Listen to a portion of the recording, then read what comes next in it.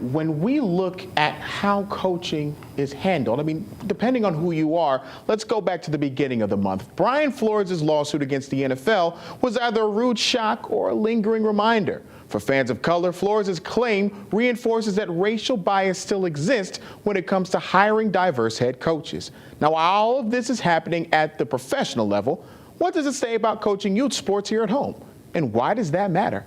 To answer this question in part, let's provide a little bit of context. According to the Connecticut Department of Education, 10% of public school faculty and staff are of color. Now, that is in stark contrast to a student population where 51% of those students are of color. The Central Connecticut Conference is the biggest public school league with 32 schools that are members, and only 6 of those head coaches are diverse. When you do the math, that's at a rate of about 18%. But this issue isn't limited to just one conference. Eddie Santiago was the head varsity football coach at Harding High School in Bridgeport until last month when he was let go, which led to a petition and a rally for his reinstatement. In his time on the sidelines, he struggled to find peers of color that ran programs. There's not many of us. There's probably I would say 22 minority coaches probably in the whole state. And there's a ton, way more schools than that in Connecticut. Santiago became Harding's head coach in 2014 after being the interim the season before. One of his first orders of business, hiring a diverse staff of coaches. Before, when we was at Harding, we didn't have much success.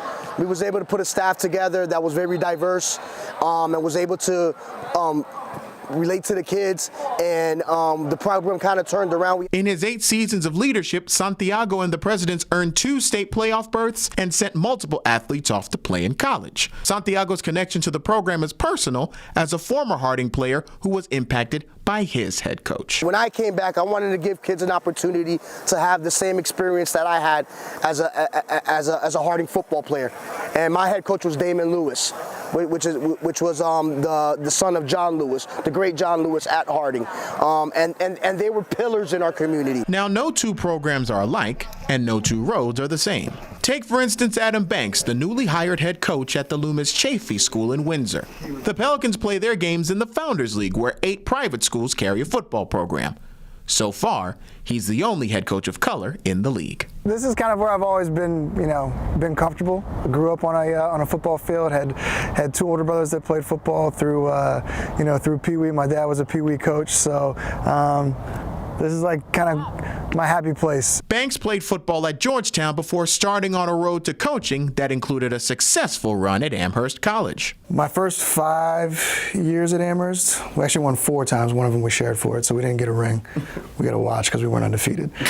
Now at each stop, Banks was an assistant coach, and he noticed that while the size of each staff was different, the number of coaches of color was about the same.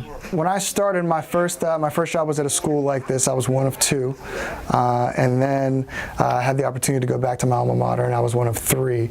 And it's typically been around 2 to 3 as I've been at kind of my various stops. And while he gave credit to the white colleagues that supported his journey, he also said that getting to each point meant adjusting to environments where he was one of few. These are networked, positions, and generally speaking, people are going to go with who they feel comfortable with, and just kind of human nature has people feel comfortable with people who are either look like them, share similar experiences and things like that. It's not just a hunch either.